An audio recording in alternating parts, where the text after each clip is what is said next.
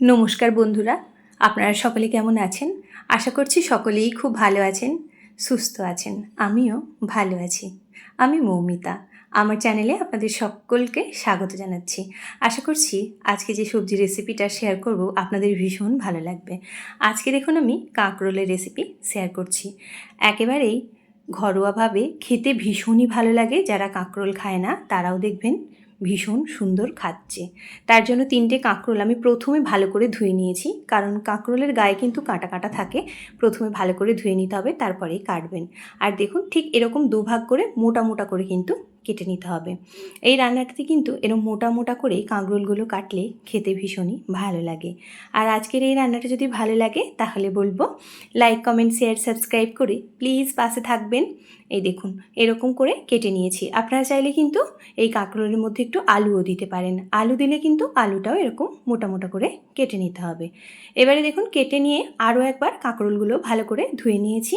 আর তার সাথে কি নিয়েছি দেখুন, তার সাথেই নিয়েছি একটুখানি নারকেল কোড়া, আর নিয়েছি একটা বড় সাইজের পেঁয়াজ, আর ঝালের জন্য কয়েকটা কাঁচা লঙ্কা।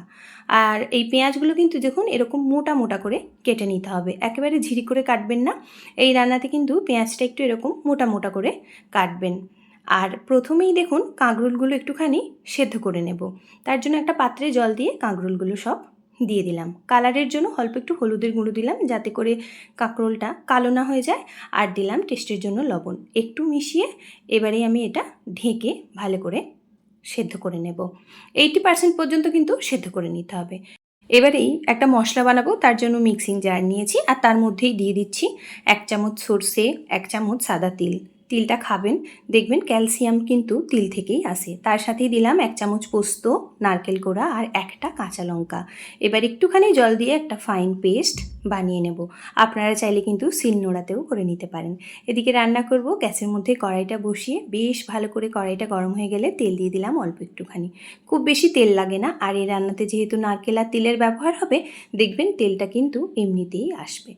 আর দেখুন তেলটা ভালো করে গরম হয়ে গেলেই অল্প একটুখানি কালো জিরে আর 2টো কাঁচা লঙ্কা ভেঙে দিয়ে দিলাম। ভেজে নিচ্ছি প্রথমে কাঁচা লঙ্কা আর কালো জিরের একটা সুন্দর গন্ধ বেরোলে তারপরে এর মধ্যে অ্যাড করব আগের থেকে যে পেঁয়াজটা মোটা মোটা করে কুচিয়ে রেখেছিলাম সেটাই দিয়ে একটুখানি সতে করে নেব।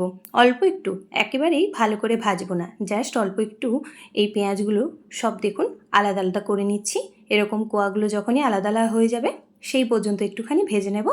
দেখুন ঠিক এইভাবে, এর থেকে আর বেশি ভাজার দরকার নেই। এবারেই এর মধ্যে অ্যাড করে দেব সেদ্ধ করে রাখা কাঁকরোলগুলো। এবারেই কাঁকরোলটা দিয়ে ভালো করে নাড়িয়ে ভেজে নিতে হবে, যাতে করে কাঁকরোলের যে সবুজ গন্ধটা থাকে সেটাও চলে যায় আর পেঁয়াজটাও বেশ ভাজা ভাজা হবে। ঠিক সেই পর্যন্ত কিন্তু এই কাঁকরোল আর পেঁয়াজটা ভেজে নিতে হবে। একটা দিক হবে তার জন্য দেখুন ছড়িয়ে দিলাম কড়াইতে, যাতে করে সব কিছুর মধ্যে খুব সুন্দরভাবে একটা কালার ধরে। তাই এরমভাবে 2 থেকে 3 মিনিট রেখে দেবো মিডিয়াম ফ্লেমে। তারপরেই দেখুন দেখাচ্ছি কতটা সুন্দরভাবে কাঁকরোল আর পেঁয়াজটার মধ্যে কালার ধরেছে। ঠিক এরকমভাবে কালার ধরবে সেই পর্যন্ত কিন্তু পেঁয়াজ আর এই কাঁকরোলটা ভেজে নিতে হবে। এবারে আগে থেকে যেই মশলার পেস্টটা বানিয়ে রেখেছিলাম দিয়ে দিচ্ছি সেটাই। আর ওপর থেকে দিয়ে দিচ্ছি কালারের জন্য হলুদের গুঁড়ো, টেস্টের জন্য লবণ আর চিনি। আপনারা কিন্তু এখানে চাইলে হলুদের ব্যবহারটা নাও করতে পারেন, তবে আমি একটুখানি হলুদের ব্যবহার করলাম যাতে কালারটা বেশ সুন্দর হয়। আর চিনিটা যখন দেবেন অল্প একটু দেবেন, কারণ নারকেলের মধ্যেও কিন্তু মিষ্টি ভাব আছে। দিয়ে এবার 2 থেকে 3 মিনিট ভালো করে লো ফ্লেমে সব কিছুর সাথে মশলাটা কষিয়ে নেব।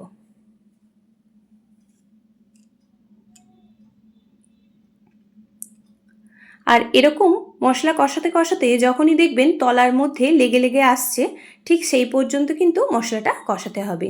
মশলার মধ্যে যে জলটা আছে সেই জলটা যতক্ষণ না শুকনো হয় সেই পর্যন্ত একটু কষিয়ে নেব।